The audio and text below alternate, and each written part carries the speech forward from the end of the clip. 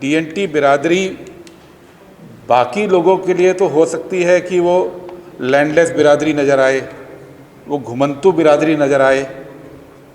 हम लोगों के लिए, सिखों के लिए तो वो ये बिरादरी है जिसने गुरुद्वारा बंगला साहब, गुरुद्वारा रकाबगंज साहब पे ज़मीन दी, लक्खी शाह बंजारा ने अपना घर जलाकर, और भारत का संसद भवन लबाना की ज़मीन पर ही बना है। तो औरों के लिए वो बेघर हो सकते हैं, हमारे लिए तो उन्होंने भारत के संसद के लिए और सिख धर्म के सब सर्वोच्च स्थानों के लिए अपनी जगह दी। तो हमारी नज़र दूसरी है, औरों की नज़र कुछ भी हो। और मेरी पर्सनल जो समझ डीएनटी ट्राइब के बारे में है वो भी ये नहीं है कि ये कोई बहुत ऐसा समाज रहा जो हमेशा से पिछड़ा रहा। पहले मैं डीएनटी के बारे में बहुत नहीं जानता था। गणेश देवी जी के संपर्क में जब कई साल पहले आया और बातचीत शुरू हुई, फिर इनके साहब की रिपोर्ट पढ़ी, फिर आर्टिकल्स पढ़ने शुरू हुए, तो एक इंटरेस्ट जगा। और जब मैं उपराष्ट्रपति जी के साथ, हामिद अंसारी जी के साथ दुनिया घूमते थे, सेंट्रल एशिया, तो अचानक से नोटिस किया कि भाई जो भाषा वहाँ के बंजारा बोल रहे हैं वही भाषा यहाँ के बंजारा बोल रहे हैं। तो पता लगा कि ये कम्युनिटी कोई भारत के अंदर सीमित कम्युनिटी नहीं है। ये वो 5 कम्युनिटी में से एक कम्युनिटी है।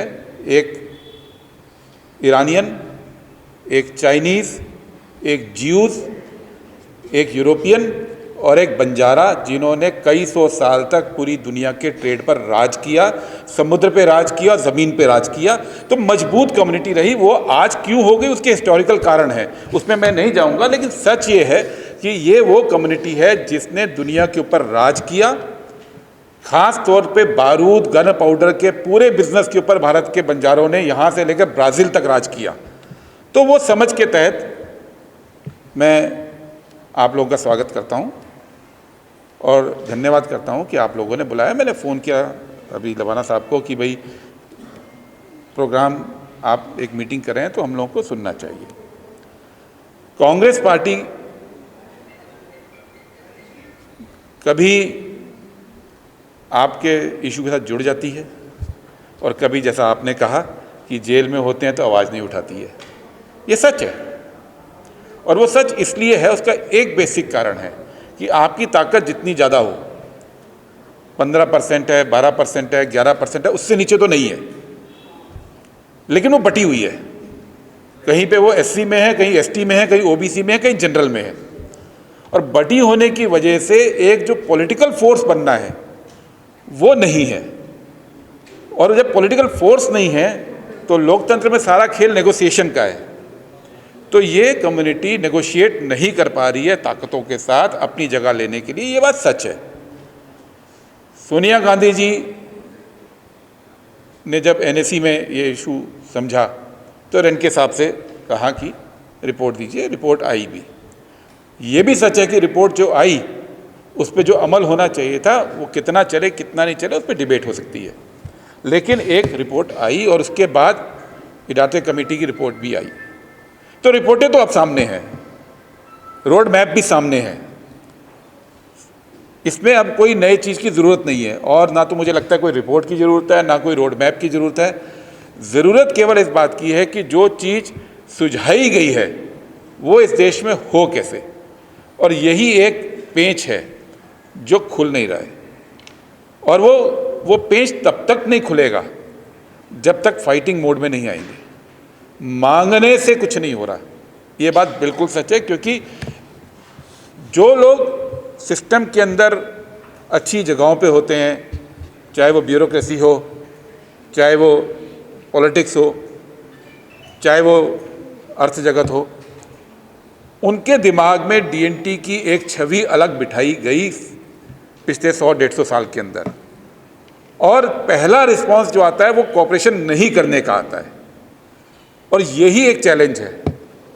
इस चैलेंज को कैसे दूर करेंगे कि बाकी लोगों को आपके इतिहास, जो गौरवशाली इतिहास है, जो ब्रिटिश टाइम में बदनाम करने का पूरा प्रोसेस हुआ, उससे और आज की ताकत से अवगत कैसे कराएं। पहला तो एजेंडा ये होना होगा, क्योंकि मुझे लगता है बहुत सारे लोग जिनका दिल सही जगह पे भी होगा उनको डीएनटी के बारे में असली जानकारी ही नहीं है, और जब जानकारी नहीं होती है तो सपोर्ट नहीं मिलता है।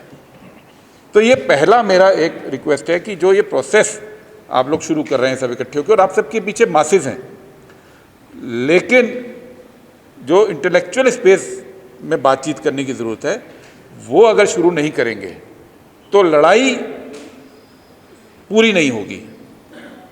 संभव है कि कल कांग्रेस पार्टी सत्ता में आ जाए, संभव है कि राहुल गांधी जी प्रधानमंत्री हो जाएं, संभव है कि जो उनका दिल सही जगह पे है वो इस इशू को उठा ले, ये संभव है, क्योंकि उनके बारे में बिल्कुल क्लियर है कि वो इन इश्यूज़ के ऊपर बिल्कुल अपनी पूरी राजनीति को दांव लगाकर चल रहे हैं। वरना उनके लिए भी बहुत आसान है, आज नफरत बोकर वोट मिलता है, दूसरे को गाली देकर वोट मिलता है, झूठ बोलकर वोट मिलता है। और ऐसा तो नहीं है कि राहुल गांधी ये सब नहीं कर सकते, झूठ तो वो भी बोल सकते हैं, नफरत वो भी फैला सकते हैं, भड़का वो भी सकते हैं, पर वो नहीं कर रहे, क्योंकि वो जिस चीज़ की राजनीति करना चाहते हैं वो सामाजिक न्याय की राजनीति है, जिसके अंदर आपकी बात आती है। तो संभव है कि जब हम सत्ता में आ जाएं तो राहुल गांधी जी के साथ हम इस रास्ते को और आसान बना दें, लेकिन सिर्फ उस इंतजार में बैठे रहना वो ठीक नहीं है, और इंतजार में बैठेंगे तो सत्ता भी सही लोगों के हाथ में नहीं आएगी। तो मेरा जो एक कहना है वो ये है कि एक चीज़ कि डीएनटी को लेकर आज सोशल मीडिया का ज़माना है, आज लोग देखते हैं, पहला काम तो ये करना चाहिए कि अपने इतिहास के बारे में लोगों को बताना चाहिए, तब आपको उन लोगों का सपोर्ट और आसानी से मिलेगा जो सामाजिक न्याय में यकीन करते हैं। ये पहली बात। और दूसरी बात, एक्शन के रूप में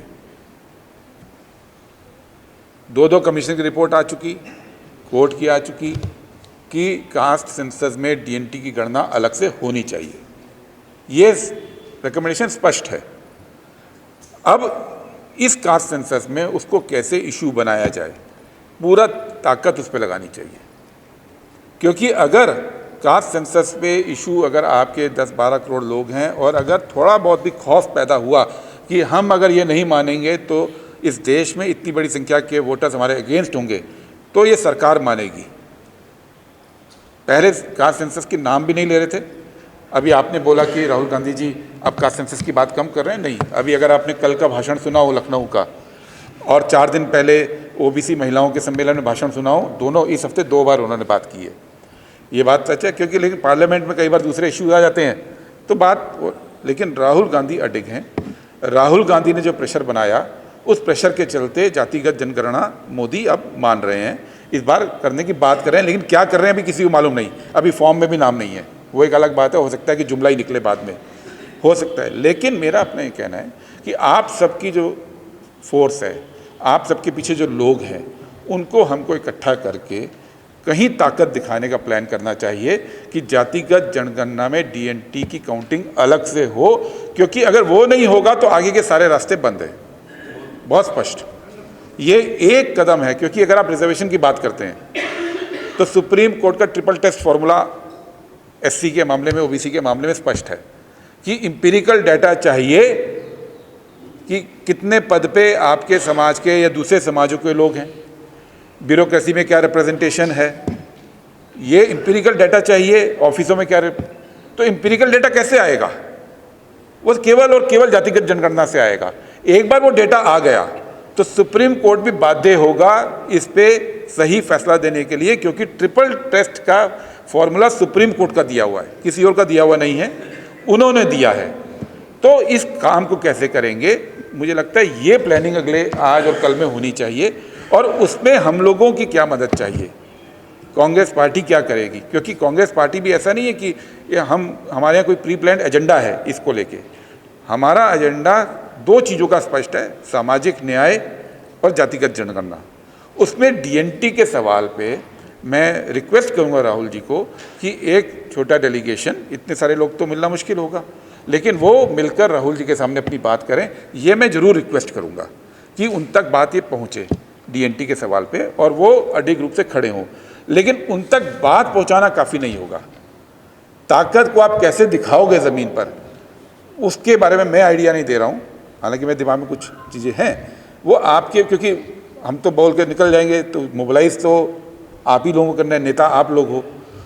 उस मौके को मत कीजिए, ताकत दिखाइए। ताकत नहीं दिखाएंगे तो मोदी के लोकतंत्र में आवाज़ नहीं सुनी जाएगी। कांग्रेस के लोकतंत्र में तो सुनी जाती है, मोदी के लोकतंत्र में तो नगाड़े की आवाज़ ही सुनानी पड़ेगी। वो नगाड़े की आवाज़ आप कैसे क्रिएट करोगे, ये सोचिए। समय कुछ ही हफ्तों का है, कुछ ही महीनों का भी नहीं है। एक बार जनगणना शुरू हो गई फिर कुछ नहीं हो सकता, फिर अगले 10 साल इंतजार करना पड़ेगा। तो ये मुझे इतनी सी बात कहनी है।